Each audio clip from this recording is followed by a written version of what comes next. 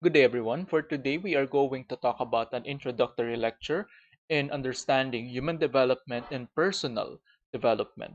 So let's begin. First of all, I want you to know that in human development, we don't only use one school of thought or one discipline in trying to understand how do human beings develop. Broadly speaking, we can talk about these three major aspects. The first one is physical development, which covers the growth of the body, the brain, motor, and sensory skills, as well as physical health. It's very important for us to understand the body because we are also talking about health and well being.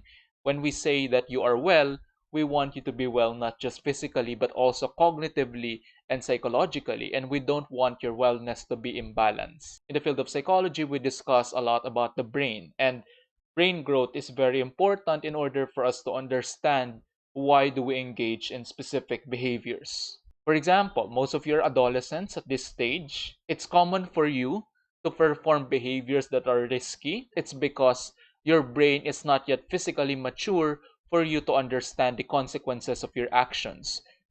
That's why you engage in risky behaviors. And this development is expected to be achieved when you are in the early 20s. That's why people in the early adulthood are more aware about the consequences of their action. That's related to cognitive development, or how does your thinking develop. So when we say cognitive, I do teach cognitive psychology. So that's an entire field under psychology. It covers the capacity to learn, to speak, to understand, to reason, and to create. Cognitive development is highly important, especially for children, but now in your adolescence, it's still important to talk about cognition, your capacity to learn, and even to unlearn some things that we must erase. For example, bad experiences, phobias, how do they develop according to learning theories? I hope that we can talk about that. You need to be able to articulate your thoughts as you grow older because you will have to write your thesis someday, you have to write a lot of papers, you need to express yourself, to reason, especially in an abstract manner, and to create ideas. In relation to that, we also have what we call psychosocial development, which includes your social interactions with other people, emotions, attitudes, self identity, personality, beliefs, and values. We're going to talk about these things in the next few lectures, but I would like to highlight the importance of personality. Personality, in layman's term, is basically interconnection of different characteristics that you have. It's like a constellation of characteristics that makes you unique. It's like in Filipino, it is your pagkatao. Okay, now what are the other factors that affect human development? First, of course, we have what we call heredity, or the inborn traits passed on by the generations of offsprings from both sides of the biological parents' families. The way I see it, our characteristics right now are 50% biological and I would say 50% environmental. That's just my own opinion, but it differs depending on the context. Our characteristics is a mix of inherited characteristics as well as environmental characteristics. And when we say inherited or hereditary, these are the traits that you were able to inherit from your biological parents. This is very important, for example, in understanding why is it that you're a perfectionist? Why are you compassionate? Why do you value close family ties? Why are you easily anxious? Are your parents easily anxious as well? In the field of psychology and mental health, that's very important for us to know if the child is at risk. Other than that, the environment is also important in shaping your personality. It's not just the heredity, but also the people around you. They continually shape who you are. For example, you've been exposed to people who are religious, then we can expect that you're going to be religious as well. But if you're exposed to people who are lazy, people who don't do their assignments, then we can expect that you're also going to adopt such characteristics. That's why you need to choose your friends wisely. And also, we have what we call maturation. And when we say maturation, it's a natural progression of both the brain and the body. And the more you mature, the more you understand things. Hence, there might be things that are complicated as of now, and as you grow older, you will have the capacity to reason better, to understand better, and to be more mature in the way that you communicate with other people. Now, since this subject is known as personal development, what does personal mean? Personal can be something like this: belonging or relating to a particular person. For example, your personal computer, your personal bag. The things that you own are personal. Other than that, when we say personal, it is made or designed to be used by one person. For example, your bag is personalized or your car is personalized. Personal can also mean someone whose job involves working for or helping a particular person, like a personal secretary. So those are different contexts, and wherein we can use the word personal. I want you to be able to relate to what we are talking about so that you will know if what we're talking about in this course applies to you or not. In personal development, there is no singular school of thought in any form of scientific study which can completely and satisfactorily define human nature.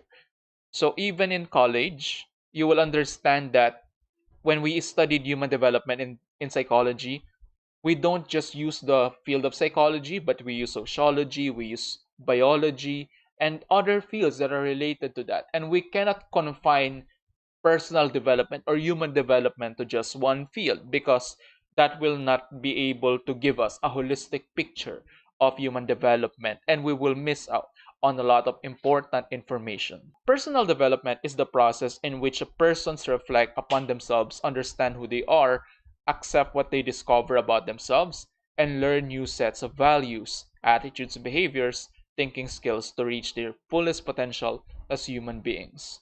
Now, earlier, I told you about the word personal. Now, I want to discuss the word development. As human beings, it is expected that you will mature, not just physically, but also psychologically. And the words that capture my attention in this slide is the last few words, saying that your fullest potential as human beings. There are different schools of thoughts believing that you are capable of being the best version of yourself. That's why you have dreams. That's why you are reaching for some goal. That's why you want to be better today than you were yesterday. When we speak of personal development, it has a lot of origins. For example, the first Homo sapiens drew figures to narrate their experiences. Archaeologists were able to discover some facts about the Homo sapiens by looking at the way that they narrate their experiences. For example, when they discovered fire, when they discovered hunting. Hence, we're capable of becoming a better version of ourselves, and we allow future generations to benefit from our learning. For example, when you become a parent someday, you want your child to learn from your own experiences so that you'll be able to assist his or her own personal development. Other than that, the Greek philosophers asked questions about the self and being human. And you will learn that other philosophers problematize life, they problematize science, they problematize the universe, but Socrates was the one who to ask questions about the self. So what does the self means, and what is the meaning of existence? Other than that, Eastern cultures emphasize the quest for being a superior man or developing as a superior being. Hence, they are endorsing some sort of morals and values that a person must possess in order for him to be a superior man or to be more worthy. So they instill discipline and other values such as truth, honesty, and others. Psychology is a field very close to personal development, and when we speak about psychology, it is the study of human behavior and mental processes. And under the field of psychology, here are some subfields that will make an appearance here in this subject. They are humanistic and positive psychology. So these are two related subfields in psychology, and both of them talk about growth and the search for meaning. The difference is that humanistic is older compared to positive psychology, and humanistic was the one that inspired positive psychology. Humanism emerged after World War II. There were a lot of people who died after the war, so they asked questions about human existence, and humanism would like to highlight our capability of becoming a better version of ourselves, and the word that they use is self-actualization. Hence, they believe that you have the capability of becoming better as you grow older. You have an active role to play and becoming a better version of yourself. On the other hand, positive psychology just emerged lately. It was a field spearheaded by Martin Seligman, And another prominent figure in positive psychology is Mihai Csikszentmihalyi. And what they emphasize in positive psychology is not mental illness, but rather mental health. They also emphasize our character strengths, our values, our capabilities. Because when you hear psychology, typically what comes into your mind is mental illness, like the different disorders. What positive psychology is talking about is that we should not focus on what is wrong with the human person, but rather we should focus on what can we improve on on the condition of the human being for him to have a better quality of life. So here's an example of a theory that comes from humanism, and this is Maslow's hierarchy of needs. Basically, he believes that we have five different sets of needs and we progress through them step by step. And the most basic type of need would be physiological need. So, this is your need for food, water, warmth, and rest. Eventually, you will have to look for your safety needs, your security or safety, having your own house, not being ill. For example, let me relate this topic to the COVID-19 pandemic. There are a lot of people, homeless people, who don't really care so much about safety needs, and we can't blame them. Why? Because how are they supposed to look for safety if their physiological needs are not being met? So they don't problematize COVID-19, but rather their first priority is to get food, to get water, and to get rest. People who are in the middle class problematize safety because our physiological needs have already been satisfied. After we fulfill our safety needs, eventually we will move on to love and belongingness needs, or your needs for friends, for intimate relationships. That's why during the time of COVID-19, it is okay for us not to look for new friends, not to entertain visitors, because we need to fulfill our safety needs first. Then eventually, after your belongingness needs, you have what we call esteem needs, or prestige, or feeling of accomplishment. That's why I would understand that there are people who had to stop schooling because they have to fulfill their safety needs first during the time of the pandemic. Hence, they put their schooling aside because they need to feel safe first before they can proceed with their schooling. And it is understandable from the psychological perspective. Then eventually, as you get older, you will not stop at esteem needs, but rather you will reach for what we call self-actualization, or achieving one's full potential, including creative activities. And when you self-actualize, you try to become a better version of yourself. Here's one example. As a teacher, I would like to become a better teacher next semester by incorporating new techniques, sharing new things, trying to improve my teaching style. And that's the way I self-actualize.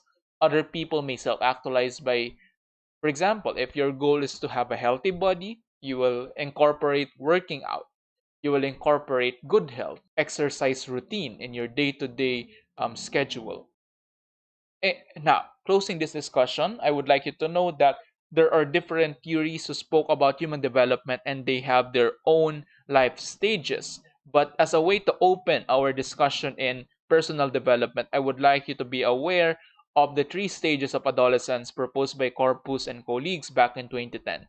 So, adolescence is the transition period between childhood and early adulthood, and according to them, there are three stages of adolescence, which are early adolescence, middle adolescence, and late adolescence. Early adolescence is 10 to 13 years old. Middle adolescence is 14 to 16 years old, while late adolescence is 17 to 20 years old. And even though adolescence is just 10 years of your life, this is a very crucial period because there are a lot of physical as well as emotional, psychological changes happening at this stage that we need to talk about for you to be aware and for you to understand personal development.